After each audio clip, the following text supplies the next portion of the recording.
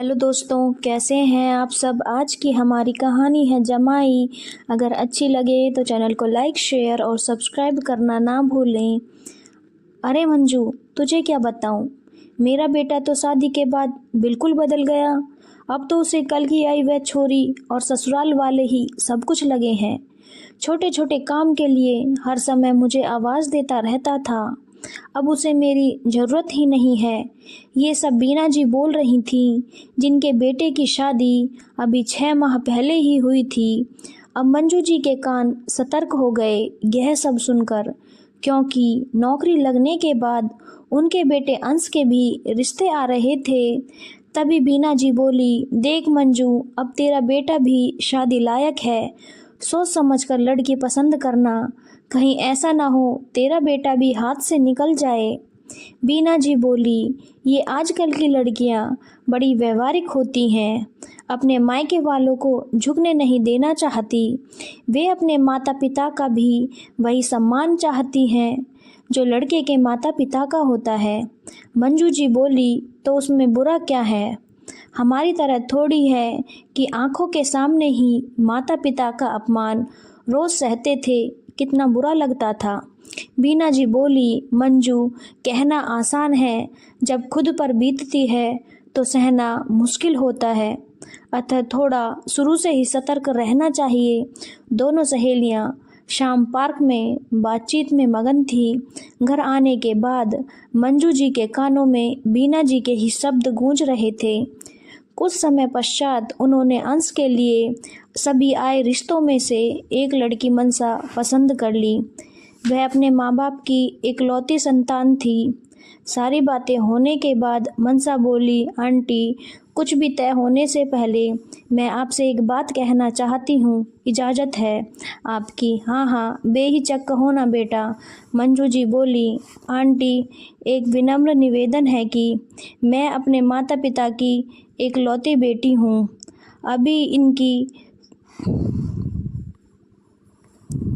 सार संभाल का जिम्मा मेरा ही है और मैं आगे भी करूँगी, तो शादी के बाद मुझे इस काम के लिए रोका ना जाए। मेरे माता पिता मेरी जिम्मेदारी हैं और मैं चाहूँगी अंश जी एवं आप सब मुझे सहयोग देंगे। मंजू जी बोली, अरे इसमें पूछना क्या है, जैसा तुम करना चाहो करती रहना, हमें कोई आपत्ति नहीं है। क्यों अंश बेटा, तुम क्या कहते हो। अंश, मुझे तो कोई परेशानी नहीं है। अंश के पापा बोले, बेटा तुम बेफिक्र रहो, तुम्हें कोई नहीं रोकेगा। बस फिर क्या था, 2 माह में मनसा मंजू जी की बहू बनकर आ गई। वह बड़ी खुशमिजाज एवं सुलझी हुई थी। उसने जल्द ही सबका दिल जीत लिया। वह जितना होता सुबह मंजू जी की काम में मदद कराकर ऑफिस जाती, लौटते में कभी मम्मी पापा से मिलती आती, आकर फिर शाम के खाने की तैयारी में जुट जाती। छुट्टी वाले दिन कभी अंश भी कुछ समय के लिए उसके साथ चला जाता। कभी घर में ज़्यादा व्यस्त होती तो स्वयं न जाकर अंश को बोल देती, बाजार से लौटते वक्त मम्मी पापा के पास होते आना, कोई ज़रूरत हो तो देख लेना। अंश भी हाँ बोलकर निकल जाता। यह सब देखकर अब मंजू जी को अच्छा नहीं लगता। उन्हें लगता बेटा तो ससुराल का हुआ जा रहा है, रोज़ रोज़ जाना अच्छा लगता है क्या। सहेलियों की बातें उनके कानों में गूंजती कि शादी के बाद बेटा हाथ से निकल जाएगा। एक दिन मौका पाकर उन्होंने अंश को अपने पास बिठाया और बोली, बेटा एक बात तुमसे कहनी है। कहो ना माँ, इतना क्या सोच रही हो। मनसा ने कुछ कहा है आपसे। अरे नहीं बेटा, वह तो बहुत अच्छी है, सबका पूरा ध्यान रखती है, उससे कोई शिकायत नहीं है। फिर क्या परेशानी है आपको, बताएं। बेटा ये तेरा रोज़ रोज़ ससुराल जाना अच्छा लगता है क्या। तू जमाई है उस घर का, जरा जमाई के ठसक से रह। रोज़ रोज़ जाने से इज्जत कम होती है। मम्मी, आप किस ज़माने में जी रही हैं, क्या ठसक दिखाऊं उन्हें। वे मनसा के माता पिता हैं, मेरे लिए उतने ही सम्माननीय हैं जितने आप लोग। अब कोई फ़र्क नहीं है। जब मनसा आपको माता पिता मान चुकी है, आप लोगों की मन से इतनी सेवा करती है, तो मैं उसके मम्मी पापा को क्यों सम्मान ना दूं? क्यों अपना नहीं सकता मैं उन्हें? उनकी मदद करने से मेरा कैसा अपमान? मम्मी अब सोच बदल चुकी है। जैसे मनसा आपकी बहू से बेटी बन चुकी है, वैसे ही मैं भी जमाई से बेटा बन चुका हूँ। नहीं बेटा, ये तू गलत बोल रहा है। मनसा तो बहू है, उसका तो कर्तव्य है ससुराल वालों की सेवा करना, किंतु जमाई तो ससुराल में सम्माननीय होता है, उसका आदर सत्कार किया जाता है, उससे काम नहीं कराया जाता। क्यों माँ, जब बहू का कर्तव्य है तो जमाई का क्यों नहीं? आप ये बातें किस जमाने की कर रही हैं? आज जब बेटा बेटी में फ़र्क न कर माता पिता दोनों को एक समान पालते हैं, समान शिक्षा दिलाते हैं, फिर बेटे बेटी है तो कर्तव्य में फ़र्क कैसा?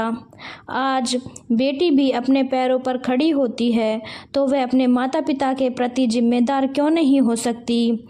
अभी तो मनसा के माता पिता आर्थिक रूप निर्भर हैं, सो पैसों से मदद नहीं लेते, अन्यथा वह भी करनी पड़ती तो मैं भी मनसा को कभी मना नहीं करता। जितना खर्चा आपने मेरे ऊपर किया है मुझे योग्य बनाने के लिए, उतना ही मनसा के मम्मी पापा ने भी किया है। मेरे बराबर ही कमाती है, फिर उस पर बंधन कैसा? पर फिर भी बेटा, ये सामाजिक नियम हैं जो वर्षों से चले आ रहे हैं, उन्हें तो मानना ही पड़ता है। कैसे नियम मम्मी? पति पत्नी का बराबरी का रिश्ता है तो पत्नी और उसके माता पिता को छोटा क्यों समझा जाए? उन्हें पूर्ण इज्जत और सम्मान क्यों नहीं दिया जाए? याद करो माँ, जब नाना मामा हमारे यहाँ आते थे तो दादा दादी उन्हें कितनी जली कटी सुनाते थे। पापा भी उनसे सम्मान पूर्वक बात न करके अपने जमाई वाले अहम में रहते थे। उन्हें कितना बुरा लगता था। उन्हें अपमानित होते देख आपको भी कितना बुरा लगता था। आप भी कितना रोती थी, चाहती थी कि वे कभी यहाँ ना आए, किंतु आपसे मिलने के मोह उन्हें फिर खींच लेकर आता था। फिर वही सब दोहराया जाता था। यह सब आप भूल ही नहीं होंगी। हाँ बेटा, कैसे भूल सकती हूँ? अपने माता पिता का अपमान, आज भी वह दृश्य आंखों के आगे जाता है। तो फिर माँ, आप अब भी मनसा की स्थिति क्यों नहीं समझ पा रही हैं? सोचिए माँ, मनसा कितने निश्चल भाव से हमारे परिवार का ध्यान रखती है, तो अगर मैं थोड़ा बहुत उसके माता पिता के लिए करता हूँ तो इसमें मेरा क्या अपमान? क्या मैं पापा की तरह आकड़ू जमाई बनकर मनसा को आपकी तरह रोने के लिए मजबूर करूं? माँ, छोड़िए इन सब बातों को। जिस जमाने में जी रही हैं उसी के अनुसार स्वयं को ढालने में ही भलाई है। जमाने के साथ कदम से कदम मिलाकर चलने में ही जीवन का सुख है। माता पिता किसी के भी हों, चाहे पति के या पत्नी के, दोनों के ही सम्माननीय हैं।